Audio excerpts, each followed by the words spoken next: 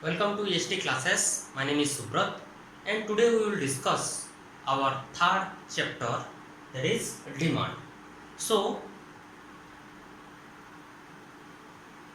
demand implies a situation which is backed by these four elements: desire for a commodity, willingness to pay, ability to pay with reference to a price, and with respect to a period of time. Presence of these five elements constitute demand. But generally we use some term instead of demand like desire and want. Here desire indicate a situation where there is only willingness for that product, but all other variables are neglected in that situation. But when desire backed by willingness, ability, that means when the ability to pay aspect is added in desire, we constitute that phenomenon as want. So want constitute or consist of two elements, that is willingness and ability. But here also the remaining aspect are absent.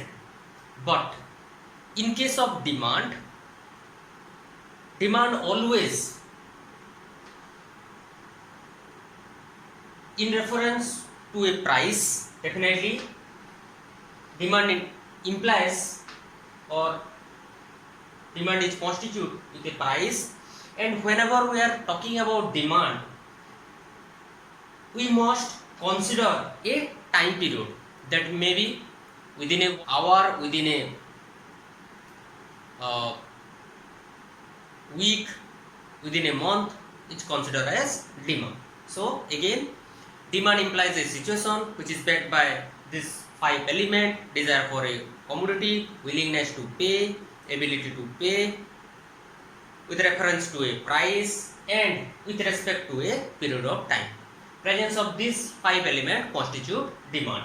Then the next important aspect is kinds of demand. We divide demand into three different kinds, that is price demand, income demand, and cross demand.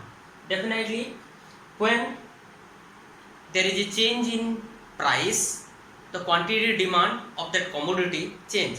If the price of that commodity fall, then its demand increase, and if the price of the commodity increase, then its quantity demand decrease. There is an inverse relationship between price and quantity demand. So here all other aspects like income of the consumer, taste and preference, price of related goods, etc. are taking as constant. So that is known as price demand. When there is only change in income of the consumer, and due to change in income of the consumer the demand change, then we consider it as income demand. That means if the income of the consumer increase, then its quantity demand increase, and if the income of the consumer fall, then its quantity demand fall or quantity demand decrease. So here also all other aspects like taste and preference of the consumer, price of that commodity, price of related goods, all other aspects are taking as constant. And the last one, third one, is our cross demand. Cross demand indicate the two relationship between two related commodity. That means, for example, tea and coffee, these are substitute.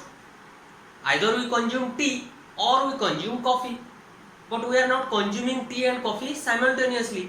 So that's why if we are willing to consume tea, then we sacrifice coffee. So if the price of tea increase, then the consumer of tea substitute from tea to coffee. Under such situation, the demand for coffee increase without any change in the price of coffee, without any change in income of the consumer. This is because of change in price of related goods. When the demand of that product increase, or when the demand of A increase, or when the demand of A decrease due to the price of B, we consider that relationship as cross demand. Okay. Then our third important aspect is demand schedule. What do you mean by demand schedule? Here we express the price and quantity relationship.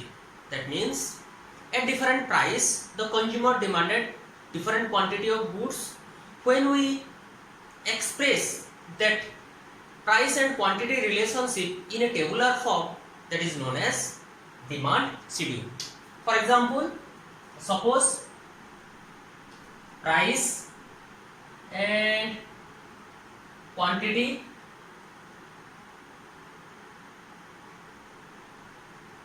consumer A. For example, quantity of A. So suppose the price 1, 2, 3, 4, and for example quantity demand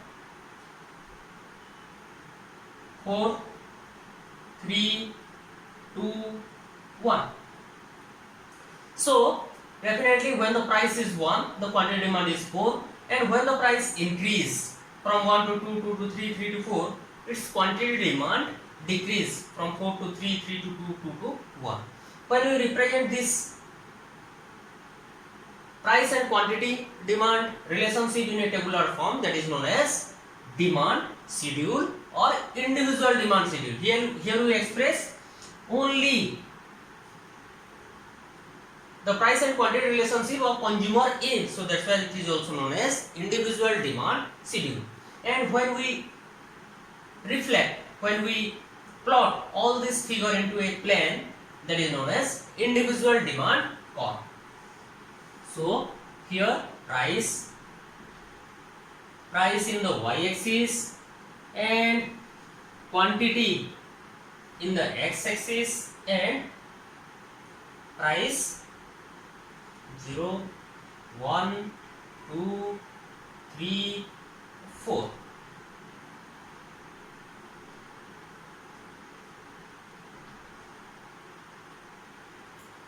And at point 4, quantity demand is 1, 2, 3, 4, 5. For example, 5.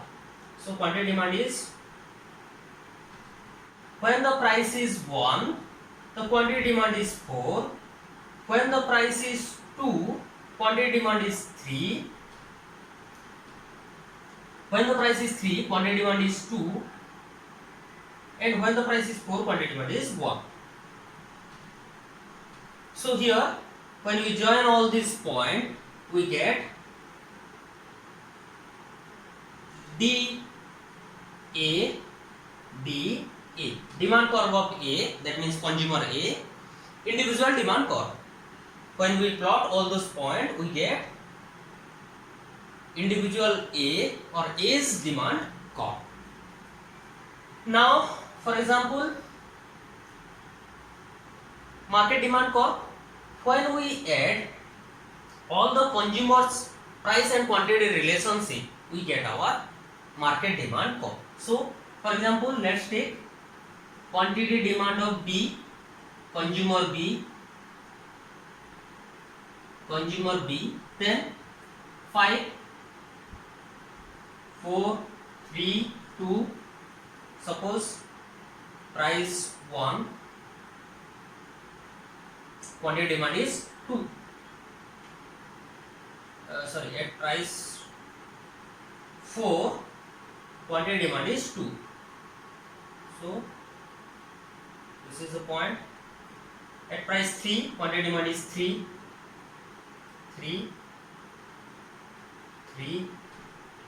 2, 4, 2,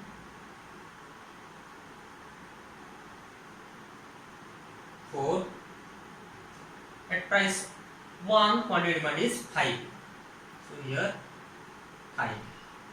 When we join all these points, we get demand curve of B, consumer B. So it is also individual demand curve, it is also individual demand curve, individual demand curve of A, individual demand curve of B. When we join all individuals that are demanded in the market, we get our market demand curve. So here market demand curve equal to A plus B. So 4 plus 5, 9, 3 plus 4, 7, 2 plus 3, 5, 1 plus 2,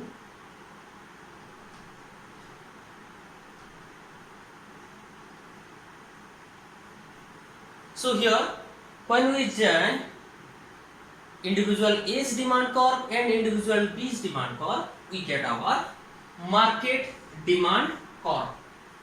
Here also price in the y-axis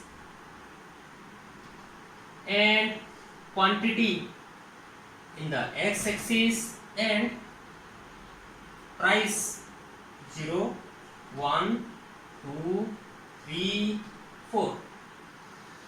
At price 1, quantity demand is 9. So here 1, 2, 3, 4, 5, 6, 7, 8, 9. At price 1, quantity demand is 9. At price 2, quantity demand is 7. So 1, 2, 3, 4, 5, 6, 7, 8, 9. 7. At price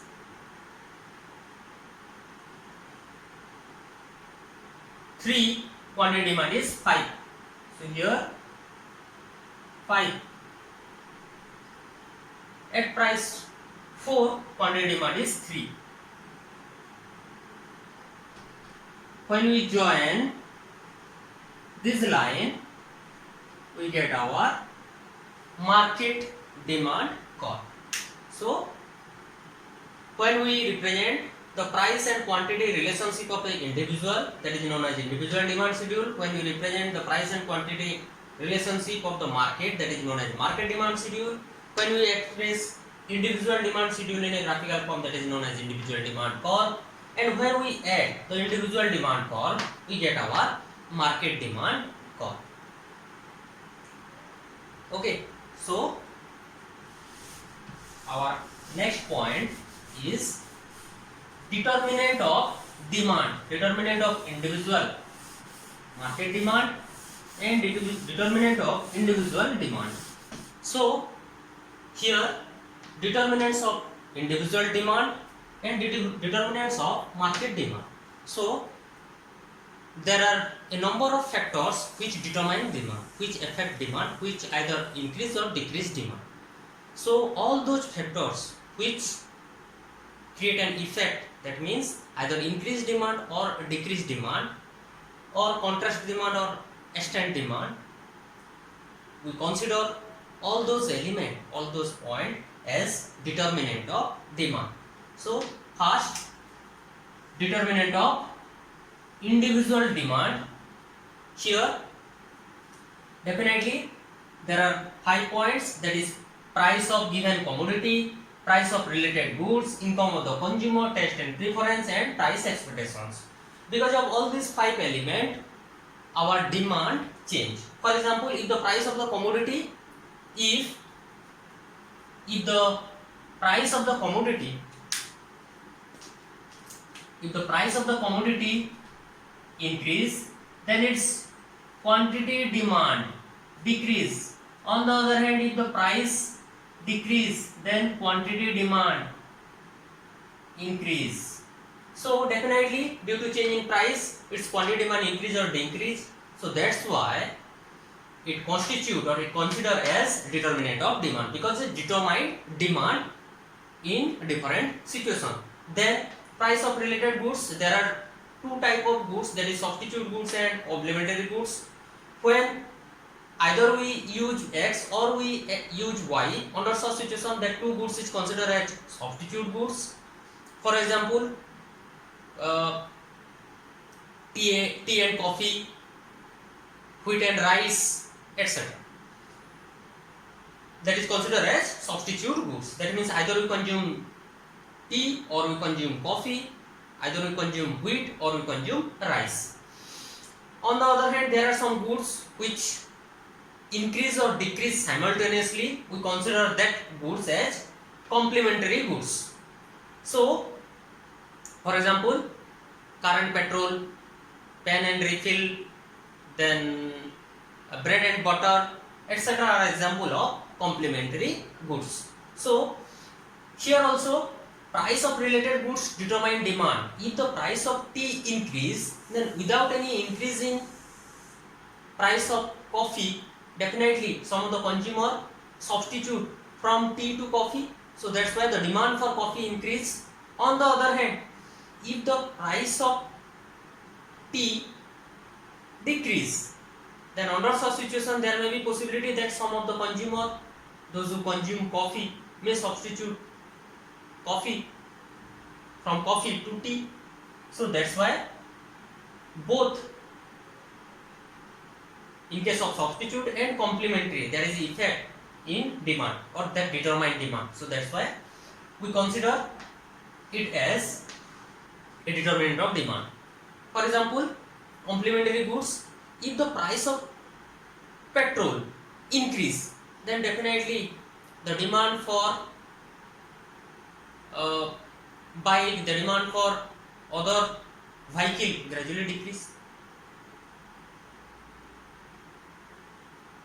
Price, if the price of petrol increase, that means definitely the demand for petrol will decrease. If the demand for petrol decrease, then definitely the demand for vehicle also decrease. So these are the example of substitute and complementary goods in case of determinant of demand. Definitely the third element, income.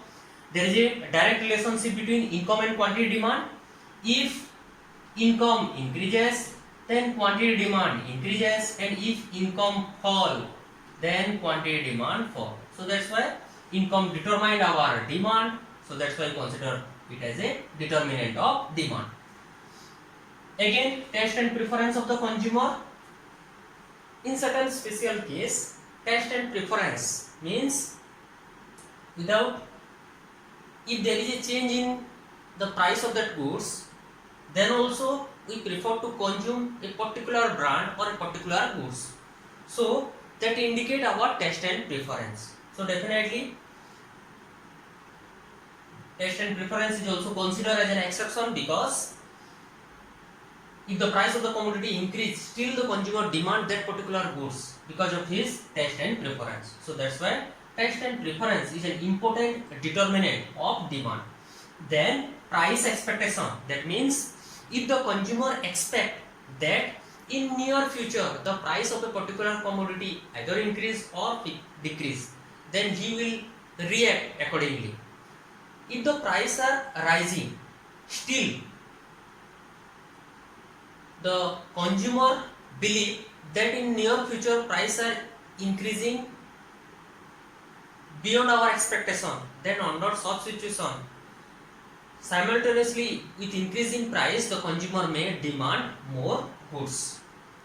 And if the consumer expect that in near future the price of a particular commodity is decrease, then with each and every fall the consumer reduce his demand, because he expect that in near future the price became very less. For example, suppose the price is 20 and the price is falling to 17 and 15, still the consumer's demand are gradually falling, because the consumer expect that that price may fall up to 0.10 in near future. So that's why he or she reduce his demand for that price expectation.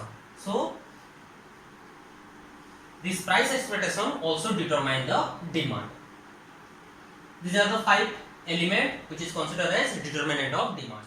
So here definitely demand is affected by price of that particular goods, price of related goods, income, taste and preference, and price expectation. So that's why when we express the determinants in a functional form, that is known as function of demand. Then determinant of market demand, we have already discussed the relationship between price and demand, price of related goods and demand, income and demand, taste and preference, and demand, price expectation and demand in our previous case.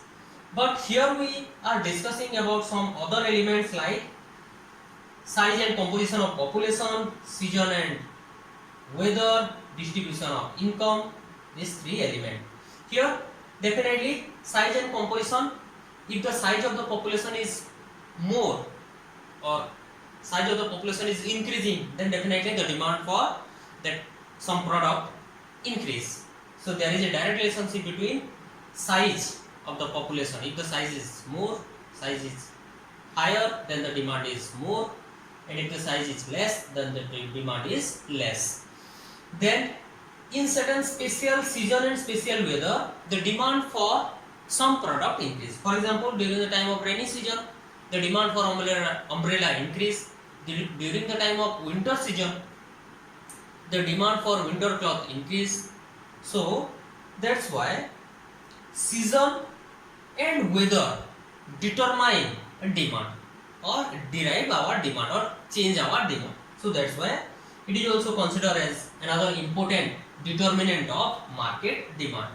Then distribution of income. Here the total income will be distributed among the different member of the society on a different basis, and that distribution of population is also determine our demand.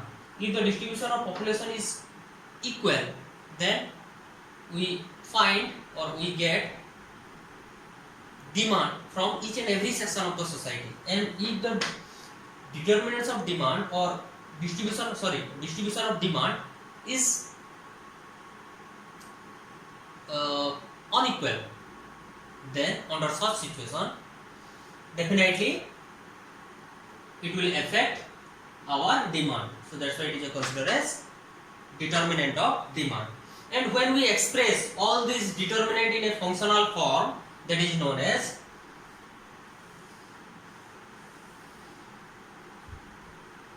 demand function or market demand function. Here demand is a function of price of that particular goods, price of related goods, income, taste and preference, price expectation, population, then season, and the last one distribution of income. So this is all about your what do you mean by demand, demand schedule, demand curve. When you represent the demand schedule in a graphical form, that is known as demand curve, individual demand curve, individual demand schedule, then determinants of demand, individual demand and determinants of market demand, and our demand function, individual demand function and market demand function. Thank you. Thanks for watching. Please do like, share and subscribe. Thank you.